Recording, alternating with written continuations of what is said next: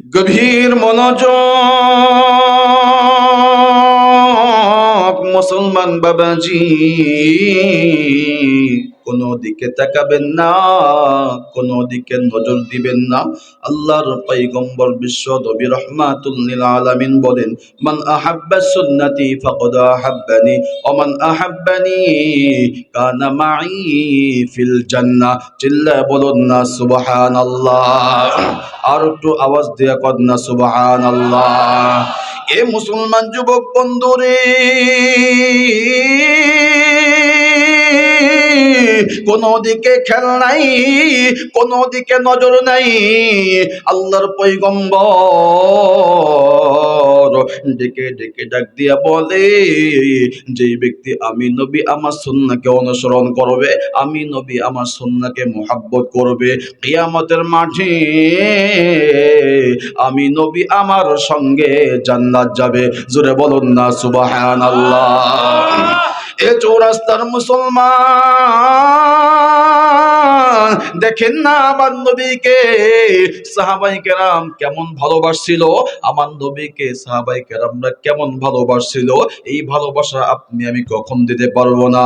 মুসলমান ভাইরা রে আমার, সময় যেহেতু স্বল্প, আমি ছোট্ট একটা ওয়াক্যে আনিয়া আমি আজকে আমার আলোচনা গুছিয়ে নিয়ে আসবো। আল্লাহর পয়গম্বরের সাহাবী হযরত তালহা ইবনে বরা রাদিয়াল্লাহু তাআলা আনহুমা, দেখেন না নবীকে কেমন ভালোবাসছে, কেমন মহব্বত করছে। মুসলমান বন্ধুরে, মাত্র 12 বছরের বালক হযরত তালহা নবীকে কেমন ভালোবাসছে, কেমন মহব্বত করছে। বাবাও সাহাবী, সন্তানও সাহাবী। বাবার নাম হইল হযরত তালহা, বাবার নাম হইল হযরতে বরা, সন্তানের নাম হইল হযরতে তালহা। এই মুসলমান যুবক বন্ধুরে, এই ছোট্ট 12 বছরের বালক একদিন মাকে ডেকে ডেকে ডাক দিয়া কয়, ও মা গো, আমার তো পেটের মধ্যে প্রচন্ড ক্ষুধা লাগছে গো মা। ও মা, তুমি বলো না, বলো না কোথায় গেলে আমি খাবার সংগ্রহ করতে পারবো। মা তখন ডাক দিয়া কয়, বেটা রে, তুমি তো জানো কয়েকদিন থাইকা আমাদের ঘরের মধ্যে কোনো খাবার রান্না হয় না। তুমি তো জানো কয়েকদিন থাইকা আমাদের ঘরের মধ্যে কোনো খাবার রান্না হয় না। ছোট্ট বালক স্বামী মাকে ডাক দিয়া কয়, মা গো, এখন বলো বলো আমি কোথায় গিয়ে খাবার সংগ্রহ করব। এই মুসলমান বন্ধুরে, এই ঘটনা বলতেছি শুধুমাত্র নবীর ভালোবাসার কারণে। মা এবার ডাক দিয়া কয়, বেটা রে, তুমি বিশ্ব নবীর দরবারে যাও, বিশ্ব নবীর কাছে যাও। যখনই বিশ্ব নবীর চেহারার দিকে একবার তাকাইবা, আমি মা বলে দিলাম তোমার পেটের ক্ষুধা নিবারণ হয়ে যাবে। জোরে কন্যা সুবহানাল্লাহ। মা ইমান ডাক দিয়া কয়, বেটা রে, তুমি যাও, দৌড়াইয়া যাও। আমার নবীর চেহারা এত সুন্দর চেহারা, যখনই আমার নবীর চেহারার দিকে একবার নজর করে তাকাইবা, আমি মা বললাম তোমার পেটের ক্ষুধা নিবারণ হয়ে যাবে। জোরে কন্যা সুবহানাল্লাহ। ছোট্ট বালক সাহাবী হযরত তালহা মাকে এবার ডাক দিয়া কয়, মা গো, সত্যি কি আল্লাহর নবীর দিকে তাকাইলে ক্ষুধা নিবারণ হবে নি? মা তখন ডাক দিয়া কয়, বেটা রে, আল্লাহর কসম করে বলি, তুমি যখনই বিশ্ব নবীর দিকে তাকাইবা, আমি মা বলে দিলাম দেখা দেরি তোমার ক্ষুধা নিবারণ হইতে দেরি হবে না। জোরে কন্যা সুবহানাল্লাহ। ছোট্ট বালক সাহাবী হযরত তালহা বাবার সঙ্গে বিশ্ব নবীর দরবারে যায়। আল্লাহর নবীজি সেই দিন মিম্বারের নিচে বসে বসে বয়ান করতেছে। ছোট্ট বালক সাহাবী বাবাকে ডেকে ডেকে ডাক দিয়া কয়, বাবা গো, আমি তো ছোট মানুষ, ঘাড় উঁচু করিয়া নবীকে দেখতে হয়, আমার বড় কষ্ট হয় গো বাবা। ও বাবা, তুমি একটা কাজ করো, তুমি একটু আমাকে কোলের মধ্যে নাও, আমি বিশ্ব নবীর চেহারাখানা এক নজর তাকায়া দেখবো। এ মুসলমান বন্ধুরে, ছোট্ট বালককে যখন কোলের মধ্যে নেয়, আল্লাহ নবীজি বয়ান করে এক পর্যায়ে বাবা যখন সন্তানের চেহারার দিকে তাকায়, সন্তানের চোখ দিয়া ঝরঝর করে পানি পড়তেছে, বাবা কোনো কথা বলে না। দ্বিতীয়বার যখন সন্তানের দিকে তাকায়, ছোট্ট বালক সাহাবী পেটের মধ্যে তিনটা জোরে জোরে থাপ্পড় দিল। জোরে কন্যা আল্লাহু আকবার। বাবা ইমার ডাক দিয়া কয়, তলহা রে,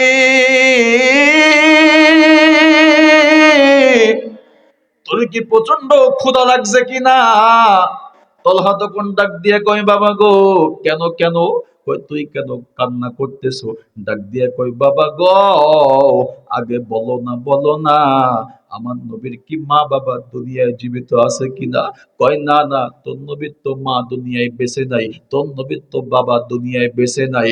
ডাক দিয়া কয়, বাবা গো, তাহলে একটু তাকায়া দেখো, আমার নবীর চেহারা কত সুন্দর চেহারা, আমার নবীর চেহারা কত অমায়িক চেহারা। ও বাবা, ওই তায়েফের কাফেররা কি জন্য আমার নবীর শরীরের মধ্যে তারা পাথর নিক্ষেপ করেছিল? তারা কি জানতো না আমার নবীর মা নাই বাবা নাই? ও বাবা গো, এত নিষ্ঠুর কেমনে হয়? বাবা এবার ডাক দিয়ে কয়, বেটা রে, তারা তো কাফের, আল্লাহ নবীকে সব সময় আঘাত দিয়েছে। ডাক দিয়া কয়, বেটা রে, তুই কেন পেটের মধ্যে তিনটা জোরে জোরে থাপ্পড় দিলি?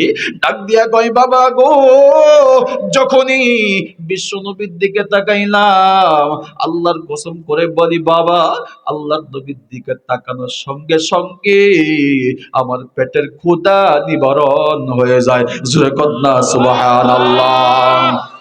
ছোট্ট মানুষ সাহাবী এই কথা বলার পরে বাবা এবার ডাক দিয়া কয়, বেটা রে, এইবার চলো বাড়ির মধ্যে চলো। কয়, কেন বাড়ির মধ্যে কেন যাব? কয়, তোর মা তো বাড়ির মধ্যে একা একা বসে আছে, তোর জন্য অপেক্ষা করতেছে। ছোট্ট বালক সাহাবী ডাক দিয়া কয়, বাবা গো, আমি আর বাড়ির মধ্যে যাব না। কয়, কেন যাবি না? কয়, আমি আমার নবীকে বেশি ভালোবাসি। ডাক দিয়ে কয়, তোর মা চাইতে কে বেশি ভালোবাসো? ছোট্ট বালক সাহাবী নবী বাবাকে ডাক দিয়া কয়, বাবা গো, শুধু মা না, তোমার চাইতে, মায়ের চাইতে আমি নবীকে বেশি ভালোবাসি। মুসলমান ভাইরা রে, কেমন ভালোবাসছিল, কেমন মহাব্বত করছিল।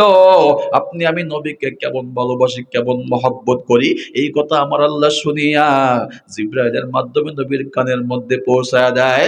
আল্লাহ নবী ডাক দিয়া কয়, বাবার বেটা রে, তোরা ওই জায়গার মধ্যে কি গল্প করো, একটু আমার সামনে আয়। ছোট্ট বালক সাহাবী এবং তার বাবা যখন নবীর সামনে যখন আসলো, আল্লাহ নবী তো আগেই জানে, তবুও জিজ্ঞাসা করে, তোমরা ওই জায়গার মধ্যে কি কথোপকথন করতেছো? ডাক দিয়া কয়, নবী গো, এই যে আমার ছোট্ট বালক সন্তান, সে নাকি তার মায়ের চাইতে, বাবার চাইতে আপনাকে বেশি ভালোবাসে। আল্লাহ নবী ডাক দিয়া কয়, সাহাবী রে, সত্যি কি তুই তোর মায়ের চাইতে, বাবার চাইতে আমি নবী আমাকে বেশি ভালোবাসো? হযরত তালহা তখন ডাক দিয়া কয়, নবী গো, মা কেন, বাবা কেন, আমি আমার জীবনের চাইতে নবী আপনাকে বেশি ভালোবাসি। জোরে কন্যা সুবহানাল্লাহ। আল্লাহ নবী ডাক দিয়া কয়, সাহাবী রে, এতই যখন ভালোবাসো, এতই যখন মহব্বত করো, এতই যখন আমাকে তোমার জীবনের চাইতে ভালোবাসো, তাহলে ছোট্ট একটা পরীক্ষা দিতে হবে। এই পরীক্ষার মধ্যে যদি পাশ করতে পারো, আমি নবী ধরে নিব তুমি তোমার মায়ের চাইতে, বাবার চাইতে, জীবনের চাইতে আমি নবী আমাকে বেশি ভালোবাসো। আল্লাহর নবী ডাক দিয়া কয়, সাহাবী রে, তোর কোমরের মধ্যে এটা কি ঝুলান্ত? সাহাবী এবার ডাক দিয়া কয়, নবী গো, আমার কোমরের মধ্যে একটা তরবারি। কয়, তরবারি কেন? কয়, মা দিয়েছে আত্মরক্ষা করার জন্য। আল্লাহর নবী ডাক দিয়া কয়, সাহাবী রে, তরবারিটা বাহির কর। ছোট্ট বালক সাহাবী যখনই তরবারি বাহির করলো, আল্লাহ নবী ডাক দিয়া কয়, সাহাবী রে, ওই যে তোর বাবা বড়া দাঁড়াইয়ে আছে, আমাকে যখন বাবার চাইতে, মায়ের চাইতে বেশি ভালোবাসো, ওই যে তোর বাবা বড়া দাঁড়াইয়া আছে, একটু দৌড়াইয়া যা, ভালোবাসার প্রমাণ করার জন্য তোর বাবার কল্লাটা আইনা আমি নবী আমার হাতে দিয়ে দে। আল্লাহু আকবার। এ মুসলমান কেমন ভালোবাসে। ছোট্ট বালক একটা দৌড় দিল বাবার সামনে, এদিক দিয়া সাহাবায়ে কেরাম কয়, দেখ দেখ কেমন ভালোবাসছিল, কেমন মহব্বত করছিল, কেমন মহব্বত করতেছে। ভালোবাসা প্রমাণ করার জন্য বাবার কল্লা আনতে যাইতেছে। ছোট্ট বালক সাহাবী হযরত তালহা বাবার সামনে যখনই যায়, বাবা তো বুঝতে পারলো ছোট মানুষ এত দূর তো আর হাতে পাবে না, এত দূর তো আর হাত যাবে না। বাবাও তখন নবীর ভালোবাসা প্রকাশ করার জন্য বাবাও সুন্দর করিয়া ঘাটটা তখন নিচু করে দিল। আল্লাহু আকবার। আল্লাহ নবী সাহাবী যখনই তরবারি যখন আসমানের দিকে উঠায়, বাবার গায়ের মধ্যে, বাবার গলার মধ্যে যখন আঘাত করবে, পিছন দিক দিয়ে আল্লাহ নবী ডাক দিয়া কয়, তলহারে আমি বুঝে ফেলেছি তুই তোর মায়ের চাইতে, বাবার চাইতে, জীবনের চাইতে আমি নবী আমাকে বেশি ভালোবাসো। এ তলহারে তোর বাবার কল্যাণ আনতে হবে না, তোর বাবার কল্যাণ আনতে হবে না, আয় তুই আমার বুকের মধ্যে আয়, তোর বাবার কল্যাণ আনতে হবে না। জোরে কন্যা সুবহানাল্লাহ। এ মুসলমান বন্ধুরে, আশেপাশে অনেক লোক এই জায়গার মধ্যে বয়ান শুনতেছে, মা বোনরা এই জায়গার মধ্যে বয়ান শুনতেছে, দেখো না নবীর প্রতি কেমন ভালোবাসা অর্জন করেছে। ছোট্ট বালক সাহাবী হযরত তালহা এবং তার বাবা বরা যখনই নবীর সামনে আসলো, আল্লাহর নবী ডাক দিয়া কয়, সাহাবী রে, এইবার তুমি বাড়ির মধ্যে যাও, তোমার সন্তানের সঙ্গে মায়ের সাক্ষাৎ করায় দাও। হাঁটি হাঁটি পা পা করে যখন সামনের দিকে অগ্রসর হয়ে গেল, আল্লাহর নবী পিছন থেকে ডাক দিয়া কয়, সাহাবী রে, আমি নবী আমার একটা কথা শুনে যা। যখনই সাহাবী সন্তান নিয়ে নবীর সামনে দাঁড়া হলো, আল্লাহর নবী ডাক দিয়া কয়, সাহাবী রে, একটা কথা মনে রাখবি, যখন তোর সন্তান দুনিয়া থেকে চলে যাবে, এই তলহা যেদিন মৃত্যুবরণ করবে, আমি নবী আমাকে সংবাদ দিবি, আমি নবী ওই সন্তানের কাফন দাফন করব। সূরা কন্যা সুবহানাল্লাহ। সাহাবী এবার ডাক দিয়ে কয়, নবী গো, আপনি যে কথা বললেন আমার মনে হয় দিল বলে, অন্তর বলে এই সন্তান মনে হয় বেশি দিন দুনিয়ার বুকে থাকবে না, দুনিয়া থেকে অচিরেই দুনিয়া থেকে চলে যাবে। এই কথা বলিয়া সন্তান এবং বাবা বাড়ির মধ্যে যখন যায়, কয়েকদিন যখন অতিক্রম হয়ে গেল, হওয়ার পরে ছোট্ট বালক সাহাবী হযরত তালহার শরীরের মধ্যে প্রচন্ড জ্বর শুরু হয়ে গেল। আল্লাহর নবীর সাহাবী তালহার বাবা মাকে, বাবাকে ডেকে কয়, মা গো, বাবা গো, আমার দিল বলে আমি দুনিয়াতে বেশি দিন থাকবো না। ও বাবা, আমি যখন দুনিয়া থেকে চলে যাব, আমি যখন দুনিয়া থেকে চলে যাব, আল্লাহর নবী তো বলেছে আল্লাহর নবীকে সংবাদ দেওয়ার জন্য একটা ওসিয়ত তুমি পুরা করবা। কই কি ওসিয়ত বেটা, বলো বলো। ডাক দিয়া কয়, বাবা গো, রাতের বেলা যদি মারা যায় তাহলে আল্লাহর নবীকে সংবাদ দিও না, দিনের বেলা মারা গেলে আল্লাহর নবীকে সংবাদ দিও। কই কেন রে, দিন এবং রাতের সঙ্গে সম্পর্কটা কি? ছোট্ট বালক সাহাবী বাবাকে কেঁদে কেঁদে ডাক দিয়া কয়, বাবা গো, আমি যদি রাতের বেলা মারা যাই, আমার মৃত্যুর সংবাদ শুনিয়ে আল্লাহর নবী হাঁটি হাঁটি পা পা করে যখন আমার বাড়ির মধ্যে আসবে, ও বাবা গো, দুই পাশে বড় বড় কাফেরদের বাড়ি, যদি আমার নবীকে রাতের অন্ধকারে পাইয়া আমার নবীকে তারা হত্যা করে ফেলে, তাহলে কিয়ামতের মাঠে আমি আল্লাহর কাছে কি জবাব দিব? আল্লাহু আকবার।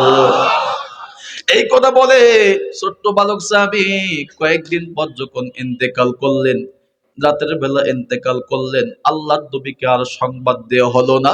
এই মুসলমান বন্ধুরে, এই জায়গার মধ্যে কত আল্লাহর বান্দারা বসে আছে, এই মুসলমান বন্ধুরে দাড়ি পেকে গেছে, মা বাবা কবরের মধ্যে শুয়ে রাখছো, নবীর মহব্বত করো, মাকে ভালোবাসো, মাকে মহব্বত করো। এই জায়গার মধ্যে কত মানুষ আছে 60-70 বছর বয়স হয়ে গেছে, কিন্তু এখনো পর্যন্ত আশিক রাসূল হতে পারে নাই।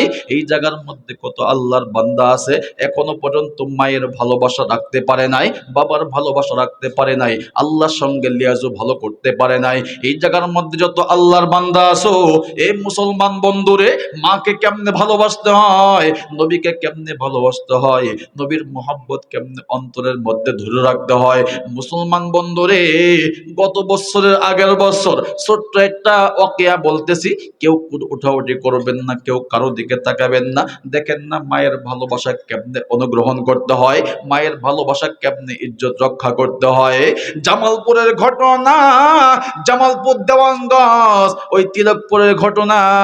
আমি গুনাহগার স্টেজের মধ্যে বসে বসে বয়ান করতেছি, হঠাৎ করে ছোট্ট একটা 8 বছর কিংবা 7 বছর হবে এরকম আনুমানিক ছোট্ট একটা বাচ্চা সামন দিয়ে বারে বারে যাওয়া আসা করতেছে। 2বার ধমক মাইরা বসায়া দিছি, তৃতীয়বার যখন আবার উঠাউঠি করতেছে, আবার তখন ধমক মাইরা বসায়া দিলাম। তৃতীয়বার যখন সন্তানের দিকে তাকায়, ছোট্ট সন্তান হাউমাউ করে কান্না করতেছে, হাউমাউ করে কান্না করতেছে। পাশেই তো সভাপতি ছিল, ডাক দিয়ে কয়, হুজুর আপনি ধমক মারলেন, সন্তানটা কেমনে কান্না করতেছে একটু তাকায়া দেখেন। সন্তানকে যখন ডেকে নিয়ে আসলাম স্টেজের মধ্যে, সন্তান তখন ডাক দিয়ে কয়, হুজুর গো আমি তো এমনি কাঁদি না, 2বার গিয়েছি মহিলা প্যান্ডেলে গো হুজুর গো, 2বার গেছি মহিলা প্যান্ডেলে, বাজার থেকে ঘুরে আসলাম, সবার মা তো আসে, আমার মা তো আর আসে না। ডাক দিয়ে কইলাম, কি হয়েছে বলো বলো, এত কান্না কেন? ডাক দিয়ে কই, হুজুর গো গত বছরের আগের বছর আমার মা আমাকে বলেছিল, বেটা রে তুই যত আগামী বছর হাফেজ হবি, তুই যখন হাফেজ হবি তোর মাথার মধ্যে পাগড়ি পরানো হবে, পাগড়ি পরানোর পর যখন আমি মা আমার নাম যখন মাইকের মধ্যে ঘোষণা করবে, আমি মা আমার মনটা নরম হয়ে যাবে, দিলটা নরম হয়ে যাবে। ও হুজুর গো, মনের আশা মনে রইল, পুরা হইল না। কয় কেন রে? ডাক দিয়া বলতেছে, হুজুর গো আমার মা আমাকে হাফেজ বানাইলো, শুনলো গত 3 দিন আগে আমার মা আমাকে রাইখা দুনিয়া থেকে চলে গেছে। আল্লাহু আকবার। ছোট্ট বালক কান্না করে, আমাকে ডাক দিয়া কই, হুজুর গো মার বড় আশা ছিল আমাকে হাফেজ বানাবে। আমি ডাক দিয়ে কইলাম, তোমার তো মা নাই বাবা তো আছে। ডাক দিয়া কয়, বাবা গো আমার বাবা, আমার মা যখন নতুন বিয়া হয়, বিয়ার পর যখন আমি যখন জন্মগ্রহণ করি, 6 মাস পরে আমার বাবা দুনিয়া থেকে চলে যায়। দুনিয়া থেকে চলে যাওয়ার পরে আমার মাকে আমার চাচারা দাদারা বাড়ি থেকে বের করে দিয়েছে। আমার মা অন্যের বাড়িতে কাজ করে করে আমাকে বড় বানাইছে। আজকে হাফেজ হয়েছে কিন্তু মা নাই, মার কথা বেশি বেশি মনে পড়তেছে। এই কথা বলে আর কান্না করে। আমি বললাম, ভাই বোন আসেনি? কয় ভাইও নাই বোনও নাই, আমার আর দুনিয়াতে কেউ নাই, আমি মায়ের জন্য কান্না করতেছি। ডাক দিয়া বলতেছে, হুজুর গো আমাকে 2টা মিনিট সময় দিবেন। কয় কিসের সময়? কয় একটু ঘরে যাব আর আসবো। কয় কেন, কি জন্য? ছোট্ট সন্তানটা যখন ঘরের মধ্যে যায়, 2টা 1000 টাকা নিয়ে আসছে। কয় হুজুর 1টা 1000 টাকা মায়ের জন্য আর একটা বাবার জন্য। হুজুর গো আমি মাদ্রাসায় দান করে দিলাম। ডাক দিয়া বললাম, বেটারি তুমি তো এতিম মানুষ, তুমি তো গরিব মানুষ। ছোট্ট সন্তানটা হাফেজ সাহেব ডাক দিয়া বলতেছে, হুজুর গো এতিম বলে আর লজ্জা দিবেন না, এতিম বলে আর লজ্জা দিবেন না। কয় কেন? আমার মা 100 250 এরকম করে টাকা জমা করতে করতে 2000 টাকা দিয়েছে হুজুরদেরকে মিষ্টি খাওয়ানোর জন্য, পাগড়ি বাবর টাকা দেওয়ার জন্য। ও হুজুর গো আমাকে এতিম বলে লজ্জা দিবেন না, আমাকে আর এতিম বলে লজ্জা দিবেন না। 2টা 1000 টাকা মায়ের জন্য বাবার জন্য দান করেছে। এ মুসলমান বন্ধুরে, তোমরা তো মুরব্বী হয়ে গেছো, যুবক হয়ে গেছো, ছোট্ট বাচ্চা মার প্রতি এত ভালোবাসছে, মায়ের জন্য মাদ্রাসায় দান করেছে, বাবার জন্য মাদ্রাসায় দান করেছে। তুমি আমি কি ভালোবাসা নিয়ে এই জায়গার মধ্যে বসে আছি। জীবনে অনেক টাকায় কামাইতে পারবা, মৃত্যুর পরে কিন্তু এই টাকা কোনো কাজে আসবে না। কথা বলেন ঠিক কি না? এখন 2টা চক্ষু বন্ধ হয়ে যাক, কেউ বা যাবে মসজিদের মাইকে এলান করার জন্য, অমুক গ্রামের আব্দুর রহিম দুনিয়াতে নাই। কেউ বা যাবে বাঁশ বাগানে বাঁশ কাটার জন্য, আবার কেউ বা যাবে কাফনের কাপড় ক্রয় করার জন্য। সবাই তোমাকে নিয়ে বসে থাকবে, জানাজা কাফন দাফন করাবে। মৃত্যুর পরে একদিন, 2 দিন, 3 দিন তোমাকে সময় মনে রাখবে, এরপরে কিন্তু তোমাকে বেশি মনে করবে না। কথা বলেন ঠিক কি না? এ মুসলমান বন্ধুরে, আমি এই জায়গার মধ্যে কতগুলো আল্লাহর বান্দা দেখতে পারতেছি। দেখি কোন কোন আল্লাহর বান্দা নবীর প্রতি ভালোবাসা, মায়ের প্রতি ভালোবাসা বেশি নিয়ে এই জায়গার মধ্যে বসে আছো। আমি মুসাফির মানুষ, এই হাত দিয়া বাইতুল্লাহ যে ধরেছি, এই হাত দিয়া বাইতুল্লাহর গিলাফ ধরেছি। এই জায়গার মধ্যে কোন কোন আল্লাহর বান্দা আছো? বেশি না, আমি কাউকে বিরক্ত করব না। আমি একজন আল্লাহর বান্দা, মায়ের পাগল, বাবার পাগল, নবীর আশিক একজন আল্লাহর বান্দা দেখতে চাই। কোন আল্লাহর বান্দা আছো মাদ্রাসাকে কেন্দ্র করে 10টা হাজার টাকা